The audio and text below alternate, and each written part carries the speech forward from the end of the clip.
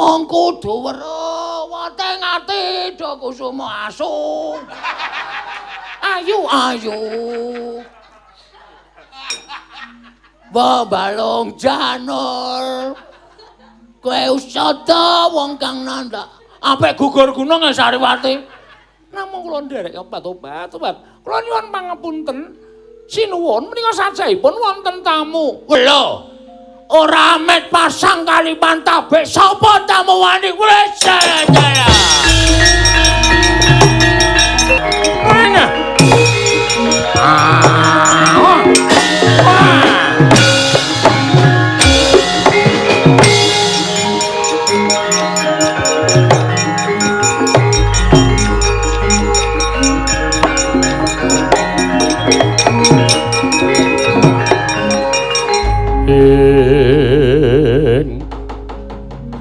Nalendra mbak marwa sing sang manggyat kurdaka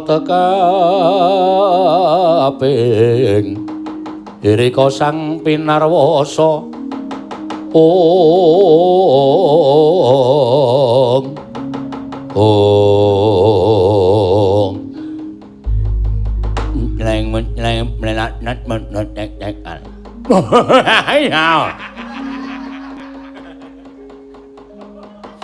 wong nyak nek ngono tunyung enyana saben mong enak mendewe dadi karwaku ngani karwaku tadahe bebatan jengeni kurang nyawiji ning ana kawula nek anakku sing ora gelem tak meput yo kuwi meng kowe Sariwati nyuwun pangapunten sinuwun kula menika namung kawula alit.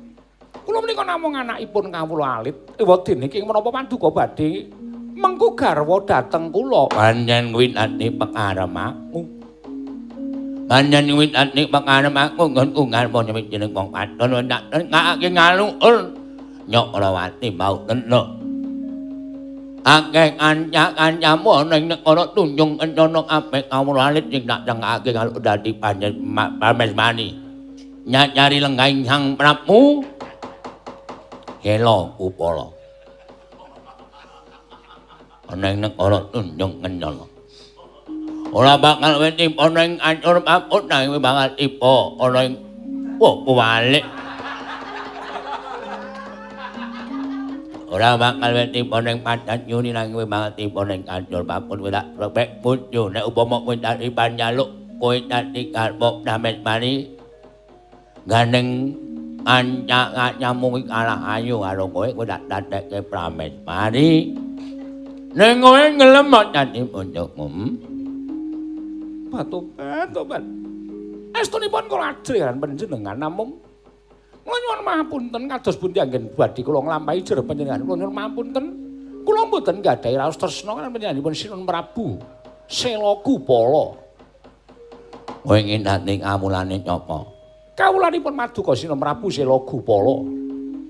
Kowe urip ning negara ngendi? Wonten ing Tunjung Kencana. Wonten negari panjenengan. Menine kowe ngerti nyapa ing dadi ratu ning negara Tunjung Kencana. Panjenengan Sinun Prabu Sela Kupala. Saknamo prentahing Prabu Sela Kupala kowe ora kena nyelaki. Saknano ing ora kena nyelaki. Saomongan nyanyi Prabu Sela Kupala kowe ora kena nyelaki tadi. Kowe kudu gelem dadi monyokmu. Kula mboten saged nglampahi. Piye? Kula mboten saged nglampahi. Piye? Kula mboten saged nglampahi. Nyok amik ngempung atiku. Nyok amik ngempung atiku. Yang ora gelem ngladeni Prabu Sela Kupala, aku acar ica alun ica. Nek kowe ndak gelem tak cum nyalon-alon, aku kudu nganggo nyalon ingkang acar. Nek kowe ora gelem nak nom nyalon-alon, aku kudu nyalon acar. Ning luwih becik kowe manut dandan-danding gawe keceling Prabu Sela Kupala paham? Obat. Ora obat. Iki aku omong apa dandan obat kamu obat itu lho sampe dulu. Ayo kowe manut apa ora? Tobat kula mboten saged nglampahi. Ora nglampahi lak canyak. Mari panjenengan wong matur kepanjangan ning mong kepripun nyaming. Kepanjangan ning mong ribet nyaming canyak kowe ora ngerti. Ler gunung. Kulon ngae nyegara. Wetan ngae nyunang. Kidul ana dalane. Lak candak ora kaya kepentok ngono gak pepet ngono. Nek nyombayangke kaya ngopo nak pepetke apa kowe? Arep apa kowe? Kula mboten saged. Candak nuthuk mari bangsa.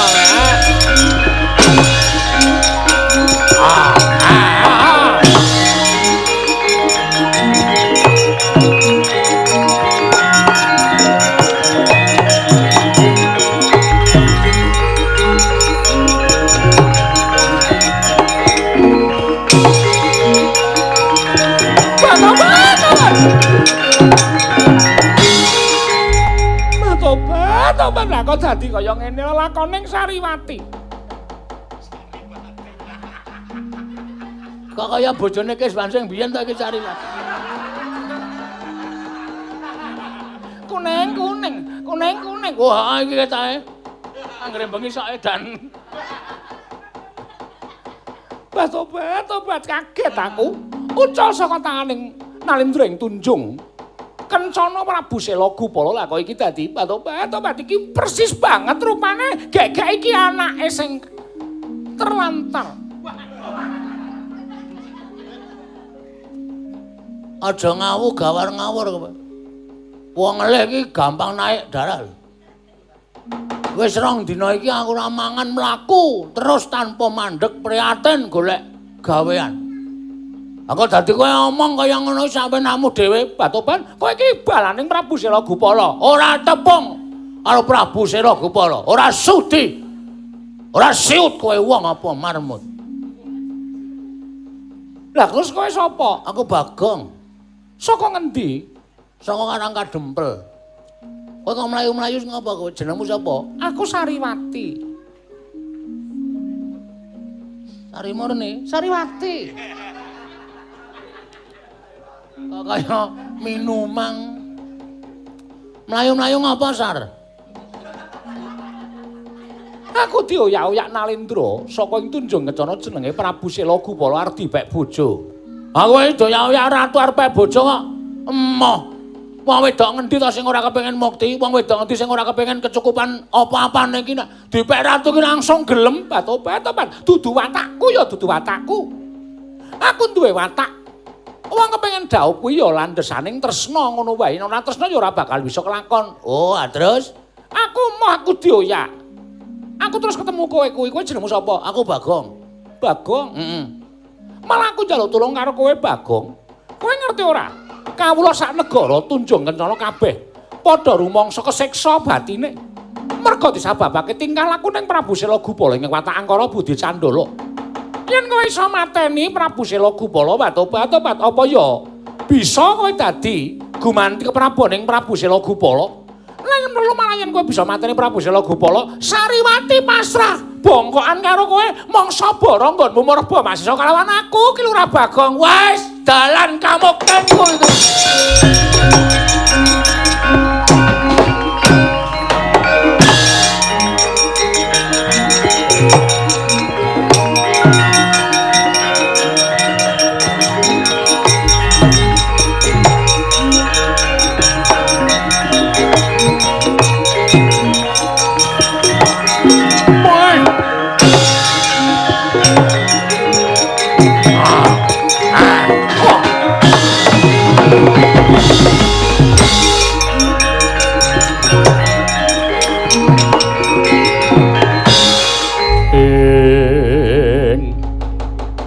Kepapak keperanggul mungguing ngayuda kepapak bawat nyobentar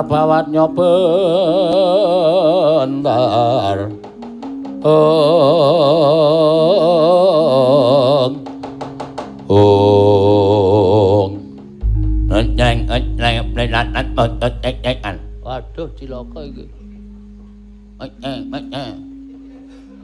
Wah, ya Tunjung Kencana iki mbok menawa negara luar negeri dadi bahasane beda. Napa memang ngangklan kacang nyekati lakune Prabu Yela Ngopala. Takon karo aku Bagong, kowe sapa? Prabu Yela Ngopala. Apa? Prabu Yela Ngopala. Ninom Yela Ngopala. Sela Gupala. Danyar Maranyata. Ngapa kowe mlayu-mlayu gup? Ngup nengolmu melanyat. Jenenge Gupala kan ngundang sapa wis? Ngoyak karo calon bojoku. Weh, nyapa calon bojomu? Dewi Sariwati. Nenon. Nyucuk kuwi. Sariwati calon karepku. Aku wis ditritani karo Sariwati. Nek kowe Ratu Angkara budine nista. Kowe ngendhak karo wong wadon, kowe ngremehke derajate wong wadon. Pendak-pendak wong wedok ning negaramu yen ayu tok pek bojo. Nganti bojomu ora iso diitung pira cacahe. Klebu Sariwati iki mau ya arep pek bojo. Mula Sariwati terus wadul karo aku. Aku ora ngetrima nek ana ratu watake kaya ngono. Molana. Malah dolanan sepur. Pun nengolmu melanyat. Menceleng pelit lanat montot nanti papalangi Prabu Yela Ngopala. Yen iya arep apa? Oh, wani anakku. Sing tau wedene apa? Ora minggal ora kletak dening aku. Lah rumah ngethak piye? Cangkemmu ketutupan terong semono gedene kok. Iki irung. Iki lunak. Iki yo ndungahke iso tintunke. Panjen posisine nek dong ora diapak-apake yo ngene iki. Gentayang medun ngono ya. Iya. Sok kaya andeng-andeng ah. Men ketok piye ngono. Ono dong kula letak dening awake.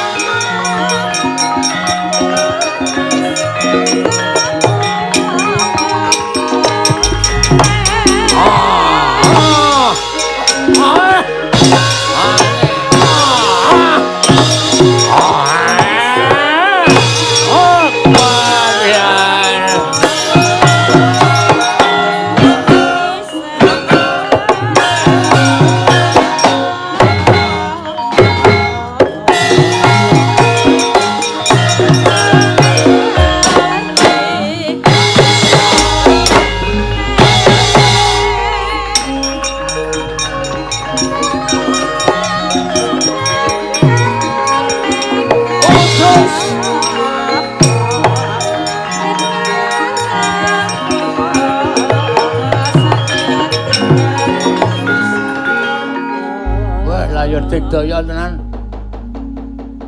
Aku diklethak rasane ora kaya kecokot tuntu keri.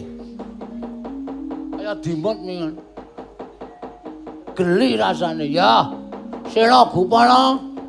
Kowe aja gleleng kowe. Kowe ora ngerti sapa sejatine Bagong. Aku ayang-ayane Semar Badranaya. Semar iki bapakku. Kekuatanku sejatine padha karo Semar. Ya meng aku ora iso ngetokke kekuatanku. Ora ngerti rapale, ora ngerti aji-ajine.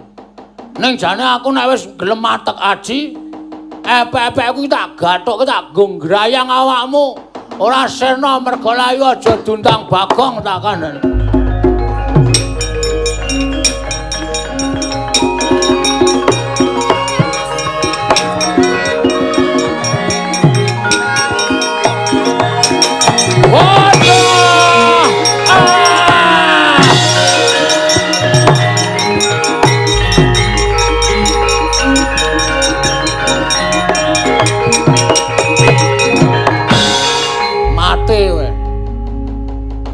Tanpa nyawa genah negara Tunjung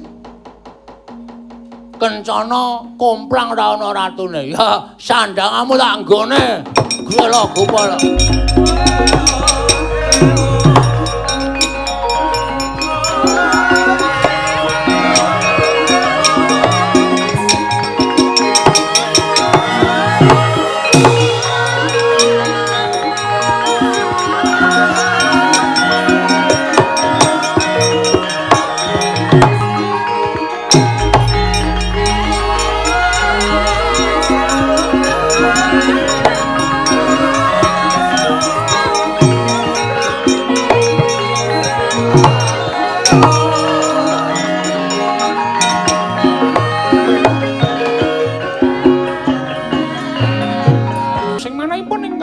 dipun Sariwati dene jenengan kok Lurah Bagong sampun saged nyedani dhateng pun Prabu Sela Gupala.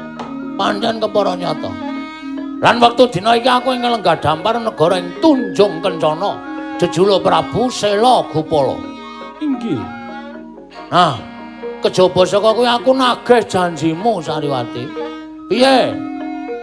Kowe nalika semana pasrah bongkokan nek aku iso manteni Prabu Sela Gupala. Terus kesutupun asal batasanmu.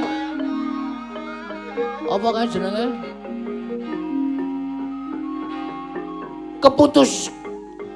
Keputusanmu piye? Kula namung kantun nderek nanging kula menika sampun prasetya. Prasetyamu? Kula mboten kepengin ngladosi kakung ingkang sampun ngagungan garwa. Kula kepengin kakung menika tasih legan. Kula nyuwun priksa, sinuwun Prabu Sela Gupala menika sampun kagungan garwa menapa dereng. Bumi langit dadi seksi. Aku isih Jaka Kemalakala. Aku belum tersentuh oleh wanita manapun. Aku belum pernah melakukan apapun dengan wanita. Masih suci jiwa dan ragaku. Ngaturaken panuwun ngaten, monggo kula dherekaken manjing delenging negari ing Tunjung Kencana menawi paduka badhe mundhut garwa kaliyan kula namung kantun nderek. Tenan? Inggih. Ya nek pancen kaya ngono ayo. Budal ning negara Sila Tunjung Kencana, kowe karo aku mukti nang kono. Mengko garwaning Sela Gupala sing wis tekaning pati tak lereni kabeh. Takon bali nang omahe kabeh. Ming urip kowe karo aku. Lho nggih, ngestakaken dawuh. Ayo, Sariwati, Monggo kula dherekaken.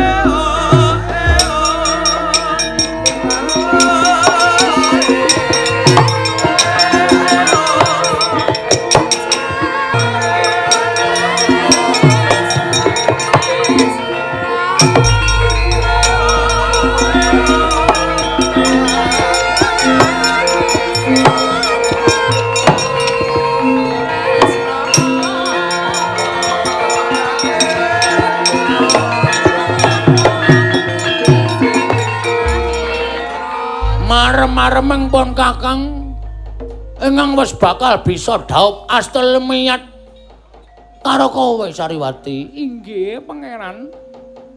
Semanten ugi nadyan pasuryanipun panjenengan menika kados mangkaten nanging kula ugi tresna lan panjenengan. Aduh, nyawa-nyawa jimatku lho. Aku pengen gandrung kowe Sariwati. Kula semanggaken badhe nyekar menapa gandrung menapa. Ayo, kanca. Lho, wong gandrung ngatresnan kok gugur gunung. Wis aku meng kuwi. Sanesipun menapa ya? Dadi ati menapa dos? Ora dadi iwak. Mane dadi ati, dadi gule apa dadi tungseng temonjo. Men dadi ati nggo ngapa? Sae-sae le nembang. Inggih ngestakaken dawuh. Gegarane wong akrami rungono. Batobat suarane kasar ning apik. Heeh. Aku duwe geng jenenge Sariel. Menapa menika? Kasar tur ngeyel. Tutu panda tutu rupa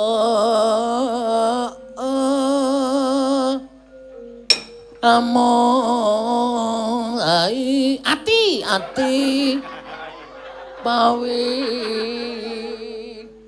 tane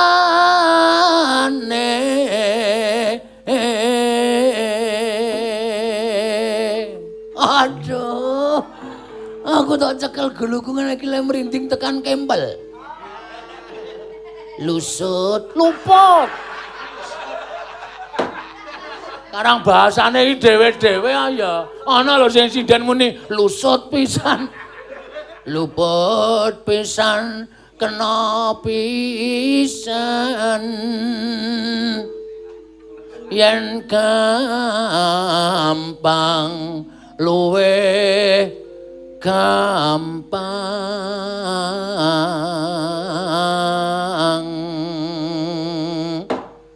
Nyun sewu sinuwun menika nyun sewu menawi ngresiki waja menika agem menapa? Akarang wong desa ya mung nganggo bata. Sapunika dados Nalindra ya kedamawi nyun sewu ingkang langkung sae. Apa? Hah? Sing apik apa sing ngarang dhewe? Pertamax. Lho.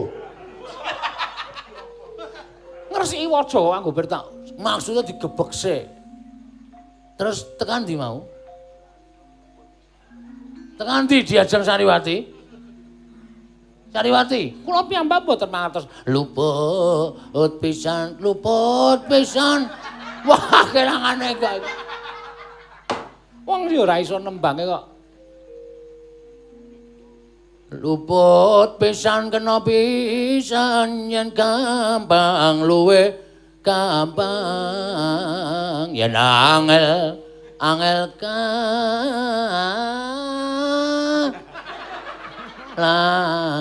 langkung tan kena tinumbas arta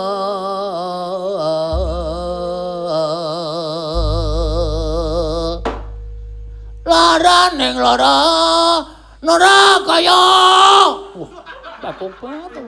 wong kang landang uyung mangan ratoyan rajena dolan nang weteng lara mong kudu weruh wateng ati do kusuma asu ayu balung janur kowe usada wong kang nandak apik gugur gunung ya Sariwati Namung kula nderek obat-obat. Kula nyuwun pangapunten. Sinuwun menika sajaipun wonten tamu. lho ora met pasang kaliman tabek sapa tamu wani wis jaya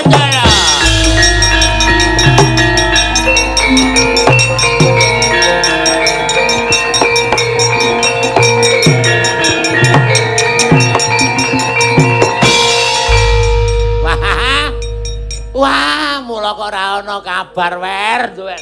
Kowe wis mukti cah bagus. Kowe wis mukti aduh adikku adi apa? Gong. Gong apa?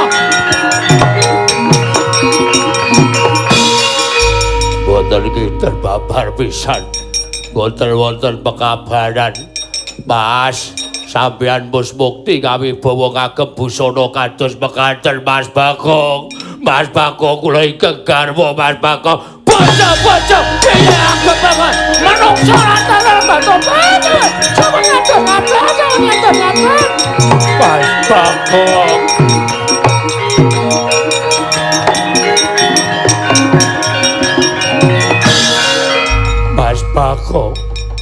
Mas Bagong sampean kok lali karo sumpah sampean. Kowe kencingan apa, Wer? Aku kakangmu Gareng. Aku kakangmu Petruk Lugong sing kok nunggu bojomu kowe golek gawean. Saiki bareng kowe dadi ratu, kowe mukti kok kowe lali karo bojomu. Ban, kula suliyem. Kula bojo sampean, Mas. Piye? Muni kepiye kowe? Hah? Aku ki ratu, Bagong sapa? Bagong wis almarhum. Ora ana Bagong. Sing ana Prabu Selogumala. Sampeyan Mas Bagong, kowe ora pikan kepruk watu jasmu kowe kepas.